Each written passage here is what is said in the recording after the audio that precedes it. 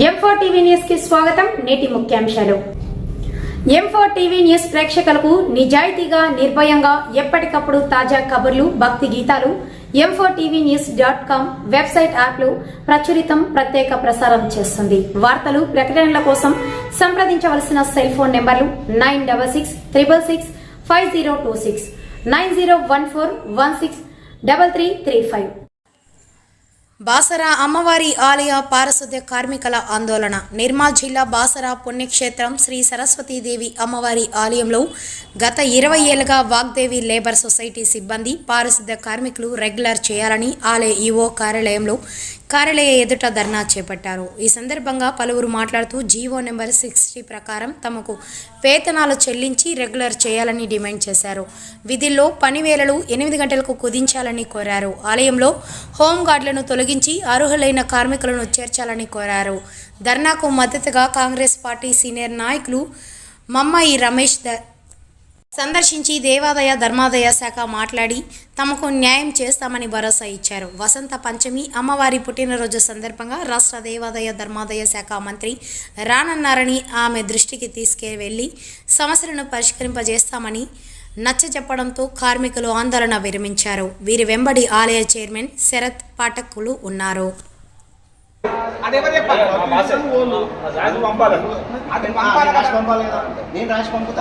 రాసి పంపడానికి కమిషనర్ కూడా ఇక్కడికి వస్తున్నాడు, మినిస్టర్ ఇక్కడికి వస్తున్నాడు. మన సమస్యలు సగం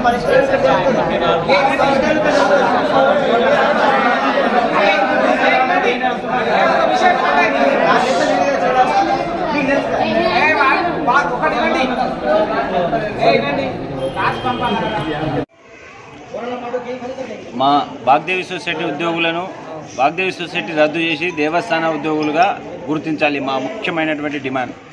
అదేవిధంగా మాకు ప్రస్తుతం 11,465 రూపాయలు ఇస్తున్నారు. అది ఏమాత్రం మాకు సరిపోవడం లేదు.